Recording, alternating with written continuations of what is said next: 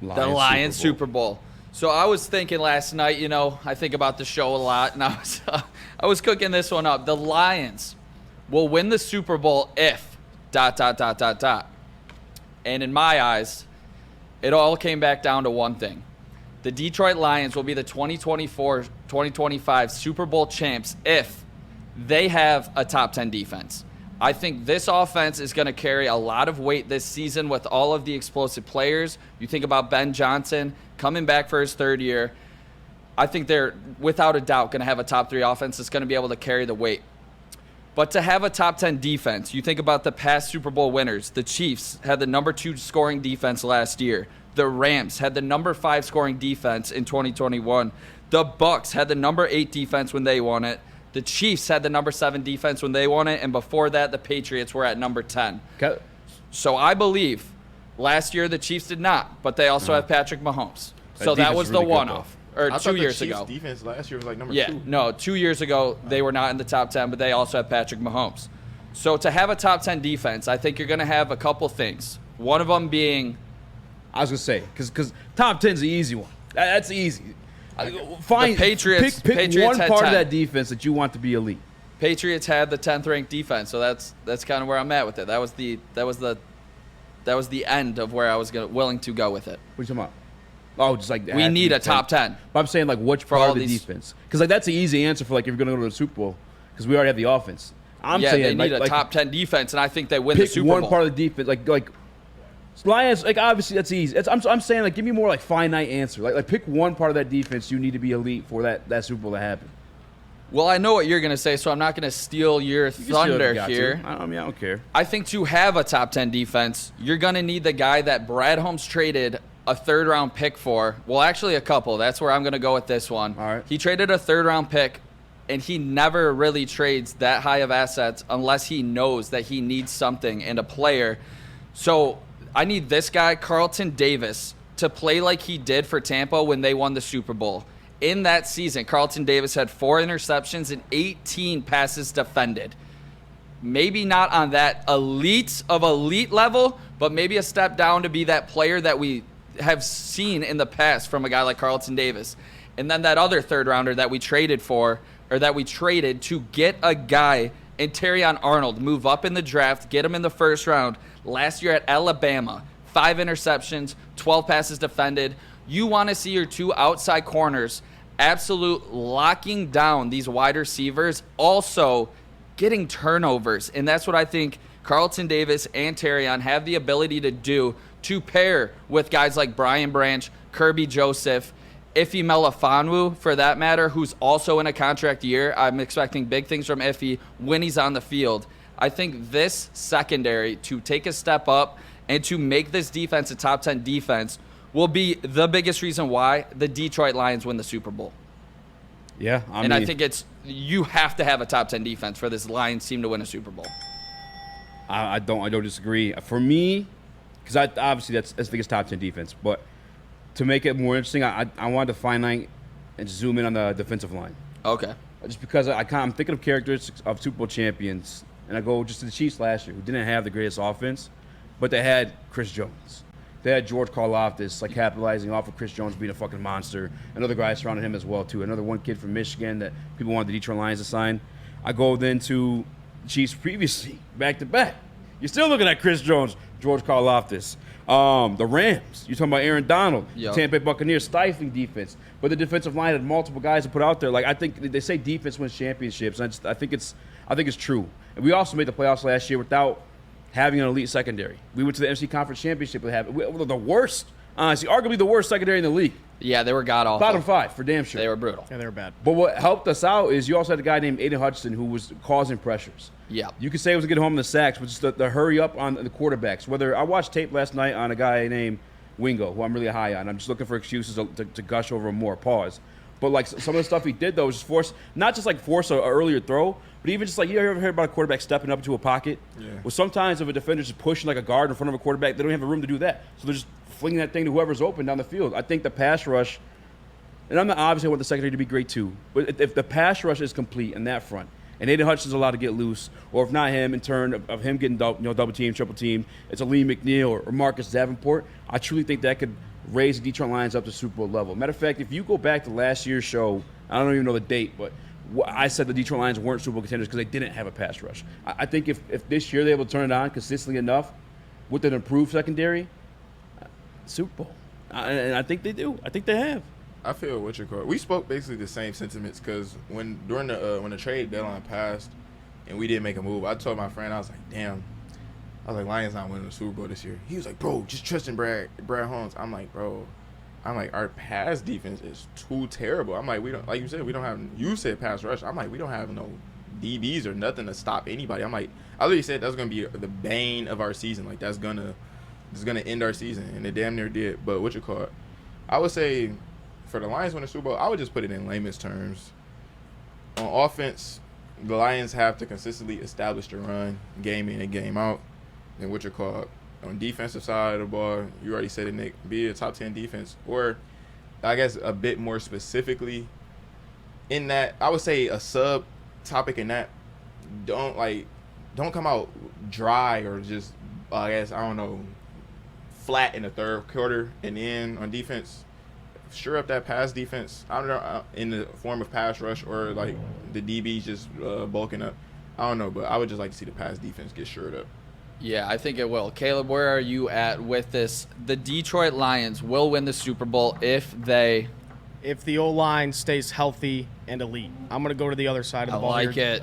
Joel kind of touched on it, establishing the run, running the clock, keeping JG off the ground so JG can get the ball to our playmakers. It's the heart and soul of the Detroit Lions. The first pick of this regime was Penei Sewell. They wanted to establish that we're going to win. Dog. We're going to win from our front five. And, if Ragnow can stay healthy, Zeitler for his whole career has stayed healthy, but obviously getting up there in age. If he stays healthy, Decker and Glasgow, I mean, this is the best O-line in the league. And if you can, we're talking Jahmyr Gibbs and David Montgomery both getting 1,000 rushing yards. How do you beat a team like that?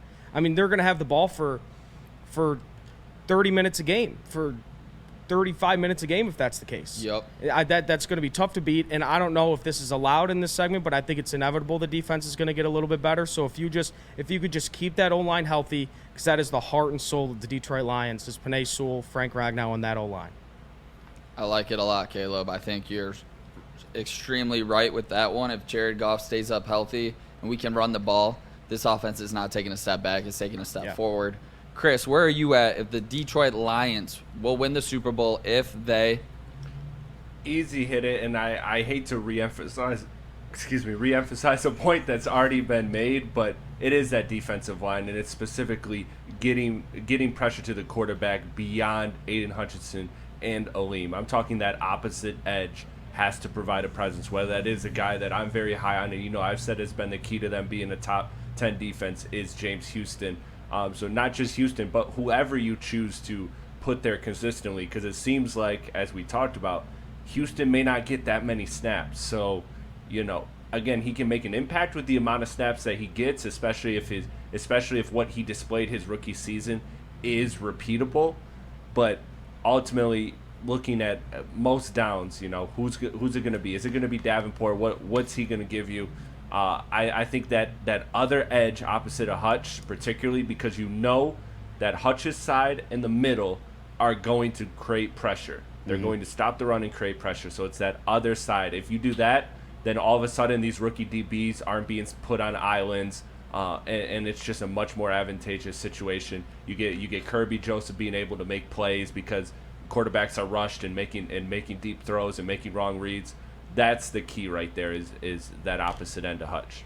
Yeah, I like that a lot, Chris. Real quick, Eazy. I just kind of want, because this is based off of yours, I kind of wanted your confidence level in three guys, Eazy. Speaking about this defensive line specifically, start with Houston. 1 to 10, how confident are you that he is going to be what he needs to be for this Detroit Lions defense?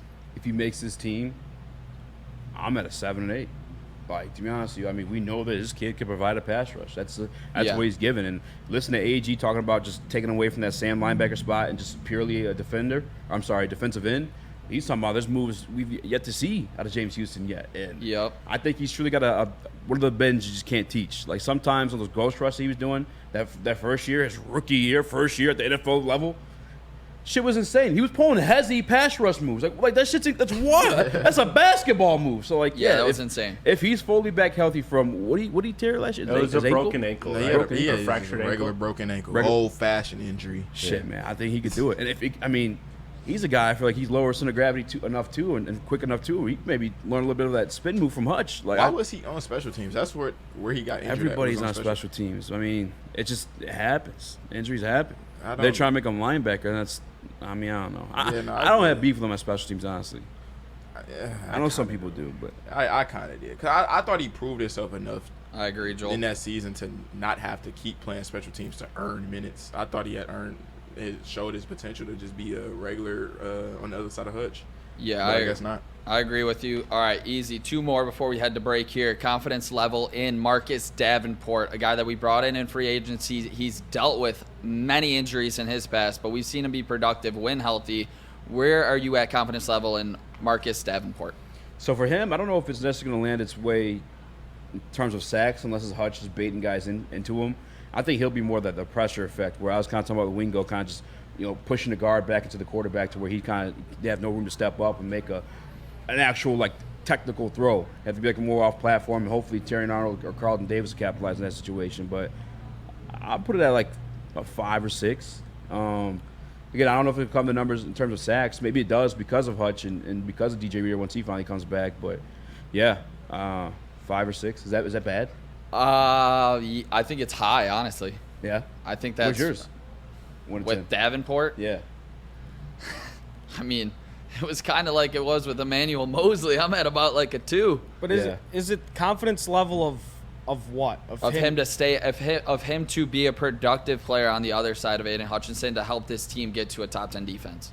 Yeah, I'm gonna let you finish your point, then I'll go to me because I think I'm a little higher than you guys. What is it? I would No, say- go up. I'm We're talking yeah. about it now. Yeah, I want to say like a 7. I think In he's gonna Davenport? be. Yeah, because I just think he's gonna be a good rotation. I think he's a good complement to Hutch. Houston.